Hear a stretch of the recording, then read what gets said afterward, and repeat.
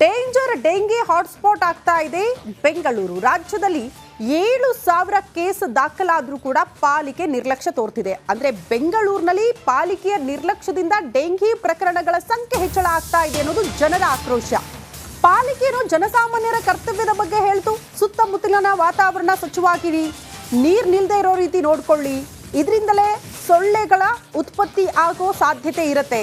If suppose ಆ ರೀತಿ ಸ್ವಚ್ಛತೆ ಕಾಪಾಡದೆ ಹೋದಲ್ಲಿ ಅಂಥ ಮನೆಗಳಿಗೆ ನಾವು 50 ರೂಪಾಯಿ ದಂಡ ಹಾಕ್ತೀವಿ ಅಂತ. ಆದ್ರೆ ಪಾಲಿಕೆ ಇಷ್ಟೆಲ್ಲ ಸೂಚನೆಗಳನ್ನ ಕೊಟ್ಟ ಬಳಿಕ ನೀವೇನ್ ಕೆಲಸ ಮಾಡಿದ್ದೀರಿ ಅಂತ ಜನ ಪ್ರಶ್ನೆ ಮಾಡ್ತಿದ್ದಾರೆ. ರಿಪಬ್ಲಿಕನ್ ರಿಯಾಲಿಟಿ ಚೆಕ್ ನಲ್ಲಿ ಪಾಲಿಕೆಯ ನಿರ್ಲಕ್ಷ್ಯ ಬಯಲಾಗಿದೆ. ಕಾಟಾಚಾರಕ್ಕೆ ಮಾತ್ರ ಕೆಲಸ ಮಾಡ್ತಾ ಇದೆಯಾ ಬಿಬಿಎಂಪಿ ಅನ್ನೋದು ಪ್ರಶ್ನೆ. ಸೊಳ್ಳೆಗಳ ಆವಾಸ ಸ್ಥಾನ ಆಗ್ಬಿಟ್ಟಿದೆ ಎಂಆರ್ ಲೇಔಟ್. ಯಶವಂತಪುರದಲ್ಲಿ ಇರುವ ಎಂಆರ್ ಲೇಔಟ್ ಸೊಳ್ಳೆಗಳ ಹಾವಳಿಯಿಂದ ಜನ ಬೇಸತ್ತು ಹೋಗಿದ್ದಾರೆ. ಇತ್ತೀಚೆಗೆ ಡೆಂಗಿ ಪ್ರಕರಣಗಳ ಸಂಖ್ಯೆ ಹೆಚ್ಚಳ ಆಗ್ತಾ ಇರೋದ್ರಿಂದ ಸಹಜವಾಗಿ ಜನರಲ್ಲಿ ಆತಂಕ ಮನೆ ಮಾಡಿದೆ.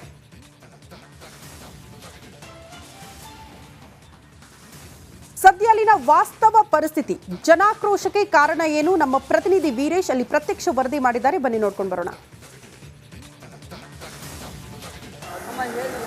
ಸಿಲಿಕಾನ್ ಸಿಟಿಯಲ್ಲಿ ಡೆಂಗ್ಯೂ ಪ್ರಕರಣಗಳು ಜಾಸ್ತಿ ಆಗಿದೆ. ಆದರೆ ಬಿಬಿಎಂಪಿಯ ನಿರ್ಲಕ್ಷ್ಯ ಮತ್ತೊಮ್ಮೆ ಬಯಲಾಗಿದೆ. ಬಿಬಿಎಂಪಿ ಅಧಿಕಾರಿಗಳಿಂದನೇ ಡೆಂಗ್ಯೂ ಪ್ರಕರಣಗಳು ಜಾಸ್ತಿ ಆಗ್ತಿದವ ಎಂಬುದು ಇದೀಗ ಸ್ಥಳೀಯರು ಆರೋಪ ಮಾಡ್ತಿದ್ದಾರೆ. ನಾ ಪ್ರೆಸೆಂಟ್ ಈಗ ಯಶವಂತಪುರ ವಿಧಾನಸಭಾ ಕ್ಷೇತ್ರದ ಎಂಆರ್ ಲೇಔಟಲ್ಲಿದ್ದಾನೆ. ಈ ಒಂದು ಭಾಗದಲ್ಲಿ ಸಾಕಷ್ಟು ಕಸವನ್ನು ರೋಡಲ್ಲಿ ತಂದಾಕ್ತಾರೆ. ಇದರಿಂದ ಸೊಳ್ಳೆಗಳು ಜಾಸ್ತಿ ಓಡಾಡ್ತಾರೆ. ಅದಲ್ಲದೆ ಜಾಸ್ತಿ ಉತ್ಪತ್ತಿ ಆಗ್ತಿದ್ದಾವೆ. ಇದರಿಂದ ಡೆಂಗ್ಯೂ ಪ್ರಕರಣಗಳು ಈ ಒಂದು ಭಾಗದಲ್ಲಿ ಜಾಸ್ತಿ ಆಗ್ತಿದ್ದಾವೆ. ಸಂಬಂಧಪಟ್ಟ ಅಧಿಕಾರಿಗಳ ಗಮನಕ್ಕೆ ತಂದರೂ ಪ್ರಯೋಜನವಾಗಿಲ್ಲ. ನೀವು ನೋಡ್ತಿರ್ಬೋದು ಯಾವ ರೀತಿ ಇಲ್ಲೆಲ್ಲ ಕಸದ ಡಂಪನ್ನು ಮಾಡಿಕೊಂಡಿದ್ದಾರೆ.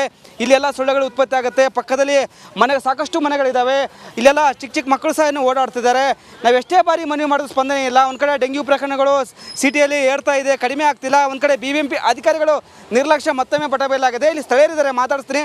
ಮೇಡಮ್, ಎಷ್ಟು ದಿನಗಳಿಂದ ಈ ಒಂದು ಸಮಸ್ಯೆ ಇದೆ? ಮತ್ತೊಂದು ಕಡೆ ಡೆಂಗ್ಯೂ ಪ್ರಕರಣಗಳು ಜಾಸ್ತಿ ಆಗ್ತಿದೆ. ಇವಾಗಂತೂ ಮಳೆಗಾಲ, ಸೊಳ್ಳೆ ಮಾತ್ರ ಜಾಸ್ತಿ ಬರ್ತದೆ. ನಾವು ಪಕ್ಕದ ಬಿಲ್ಡಿಂಗ್ ಅಲ್ಲಿ ಇರೋ ಸರ್, ಏನು 10 ಮೀಟರ್ ಅಷ್ಟು ದೂರ ಇಲ್ಲ ನಮ್ಮ ಮನೆದು ಬಾಗಿಲು ತೆಗೆದ್ರೆ ಸಾಕು ಹಾವು ಮರಿ ಬರ್ತವೆ, ಸೊಳ್ಳೆಗಳು ಬರ್ತವೆ. ಕಿಟಕಿ ವಿಂಡೋ ಸಹ ನಾವು ಓಪನ್ ಮಾಡಲ್ಲ ಸರ್. ಫ್ಯಾನ್ಗಳಿಗೆ ನಾವು ಎಷ್ಟಂತ ಇರ್ಬೇಕು ಹೇಳಿ ನೀವೇ? ಫ್ಯಾನ್ಗಳಿಗೆ ಕುಡ್ದೆ ನಾವು ಕಾಯಿಲೆ ಬಂದು ಸಾಯ್ಬೇಕಾ? ನಾವು ಮಕ್ಳು ಮರಿ ತಗೊಂಡು ನಾವು ತುಂಬಾ ಸೊಳ್ಳೆಗಳು ಬರ್ತಿದಾವ, ತುಂಬಾ ಬರ್ತಾ ಇದಾರೆ ಸರ್. ಒಂದು ವಿಂಡೋ, ಅಡುಗೆ ಮನೆ ವಿಂಡೋ ತೆಗೆದ್ರೆ ಸಾಕು, ಒಂದು 5 ನಿಮಿಷ ತೆಗೆದ್ರೆ ಸಾಕು, ಮನೆ ತುಂಬಾ ಸೊಳ್ಳೆ ತುಂಬ್ಕೊಂಡಿದ್ದಾರೆ ಸರ್. ನಾವೇನು ಕಾಯಿಲೆ ಬಂದು ಸಾಯ್ಬೇಕಾ ನಾವು ಹೇಳಿ? ಬಾಗ್ಲು ತೆಗೆದ್ರೆ ಸಾಕು ಹಾವುಗಳು ಮರಿ ಬರ್ತಾ ಇದ್ದಾವೆ ಸರ್. ಬಾಗ್ಲು ತೆಗಿ ಈಜ್ಗಳು ಏನಕ್ಕಾರ ಕೆಲ್ಸಕ್ಕೆ ಬಂದ್ರೆ ಅಥವಾ ಮನೆಗೆ ಸ್ಕೂಲಿಗೆ ಬಿಡಕ್ಕೆ ಹೋದ್ರೆ ಮಾತ್ರ ಬಾಗ್ಲು ತೆಗಿತೀವಿ ನಾವು. ಇಲ್ಲ ನಾವು ಬಾಗ್ಲು ಹಾಕೇ ಇರ್ತೀವಿ ಸರ್ 24 ಅವರ್ಸ್. ನಾವು ಬಾಗ್ಲು ತೆಗಿಯೋದೇ ಇಲ್ಲ, ಅಷ್ಟೊಂದು ಸೊಳ್ಳೆ ಬರ್ತಾ ಇದಾವೆ. ಹಾವಿನ ಮರಿ, ಜರಿ ಎಲ್ಲ ಹುಳಪಳ ಎಲ್ಲ ಓಡಾಡ್ತವೆ. ಬಿಬಿಎಂಪಿ ಅವರೊಂದು ಏನು ಒಂದು ಹುಲ್ಲು ಗಿಡ ಏನು ಕ್ಲೀನ್ ಮಾಡಕ್ ಸಹ ಬರಲ್ಲ ಸರ್. ಡೆಂಗ್ಯೂ ಪ್ರಕರಣಗಳು ಜಾಸ್ತಿ ಆಗ್ತದೆ ಸಿಟಿಯಲ್ಲಿ. ಇದೀಗ ಕಸದಿಂದ ಸೊಳ್ಳೆಗಳು ಉತ್ಪತ್ತಿ. ಹೌದು ಸರ್. ನಾನು ಈಗ 1 ಇಯರ್ ಬ್ಯಾಕ್ ನಾನು ಮನವಿ ಕೊಟ್ಟಿದ್ದೆ ಸರ್ ಮೈನ್ ಆಫೀಸಿಗೆ, ಎಲ್ಲಿ ತುಷಾರ್ ಗಿರಿನಾಥ್ ಅವರು ಇದ್ದಾರಲ್ಲ ಅದೇ ಆಫೀಸಿಗೆ ನಾನು ಇದನ್ನೆಲ್ಲ ಕೊಟ್ಟಿದ್ದೆ, ಮನವಿ ಕೊಟ್ಟಿದ್ದೆ. ಇಲ್ಲಿ ಕಸದ್ದು ತುಂಬ ಪ್ರಾಬ್ಲಮ್ ಇದೆ. ಇದು ಈಗ ನೋಡ್ತಿದ್ದೀರಿ ಸರ್, ಬೆಳಗ್ಗೆ ನೋಡ್ಬೇಕು, ಇಲ್ಲಿ ಓಡಾಡೋಕ್ಕೂ ಆಗಲ್ಲ ಸರ್.